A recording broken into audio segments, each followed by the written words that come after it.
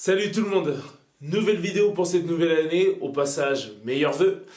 On va parler notamment de force, que ce soit pour la santé ou pour la performance, parce que très souvent on peut avoir des problèmes au niveau des jambes, au niveau du dos, etc. Tout ça parce que on n'est pas suffisamment renforcé au niveau des articulations ou sur le plan musculaire. Et on va parler aussi de force pour la préparation physique. Pourquoi il est important d'augmenter sa force pour se préparer pour un sport. A tout de suite pour les explications. The Red Bull is back. It's Rob Bailey. It's the hustle standard. Marty Poppins. Battle test. Come at me, bro. We can't lose. Five door Bailey. We can't lose. It's on me. It's on me. It's on me.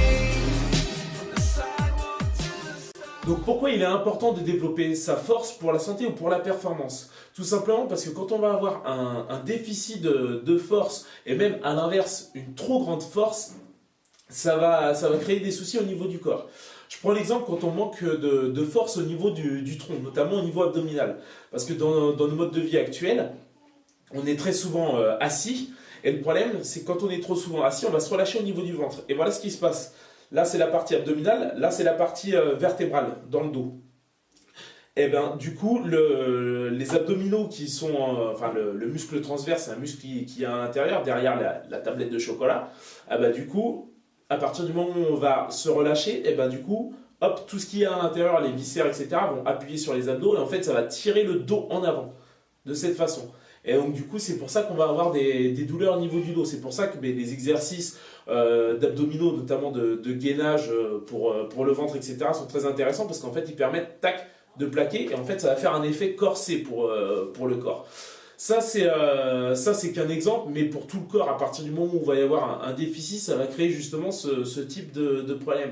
Et à l'inverse, quand on va avoir trop de force, qu'on fait justement trop d'entraînement en force, là c'est très souvent pour les sportifs ou pour les personnes qui ont une activité professionnelle assez sollicitante comme dans le bâtiment, etc.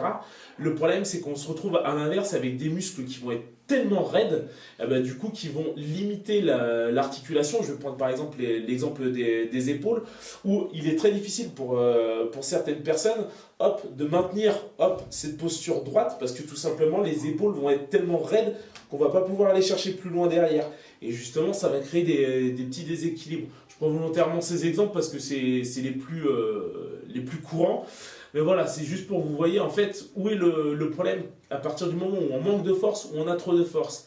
Donc là, ce que je vais vous présenter, ça va être des exercices qui vont chercher à développer la force, justement quand on en manque, mais qui vont également permettre de développer la souplesse, parce qu'à partir du moment où on va augmenter sa force, il faut qu'on augmente sa souplesse.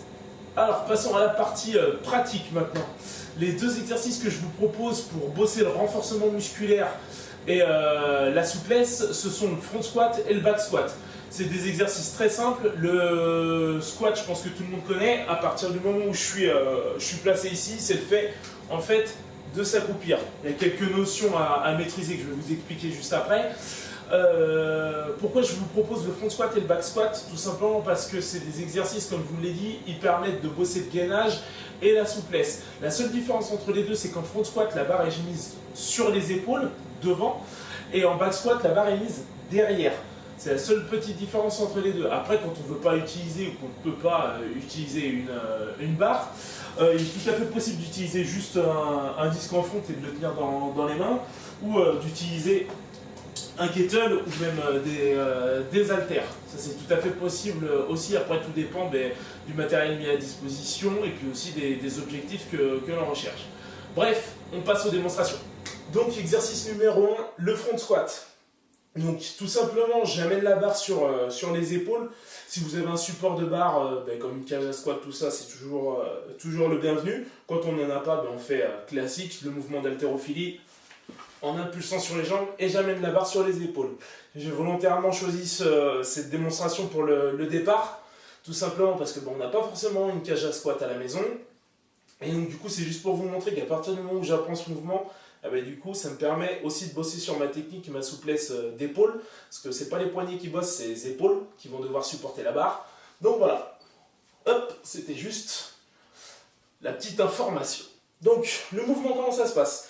Les pieds sont espacés à peu près de la largeur du bassin, un peu plus, un peu moins, ça après, ça dépend comment on est à l'aise. Et après, le mouvement, c'est très simple.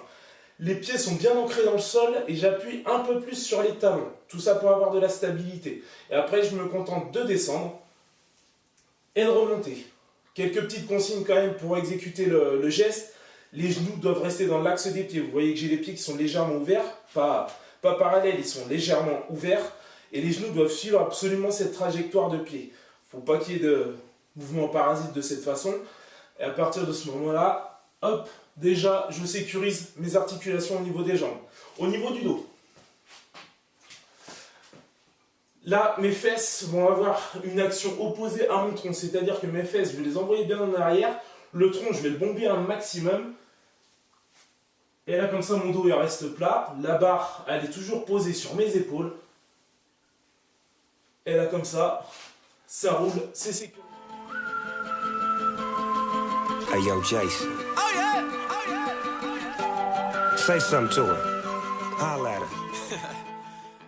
À partir du moment où on veut bosser en renforcement, juste de manière classique pour sa santé, vaut mieux utiliser peu de poids, faire quelques répétitions juste pour tonifier un petit peu le corps, en profiter pour bosser sur sa souplesse en essayant de descendre le plus bas possible, en respectant les critères, notamment au niveau du dos, qu'il n'y ait pas les fesses qui rentrent.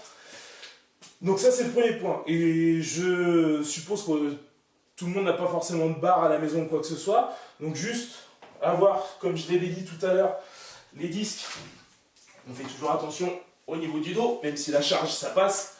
Le fait de tenir un poids juste ici et puis de bosser en squat, ça fonctionne. Et pareil, quand on a kettle ou halter,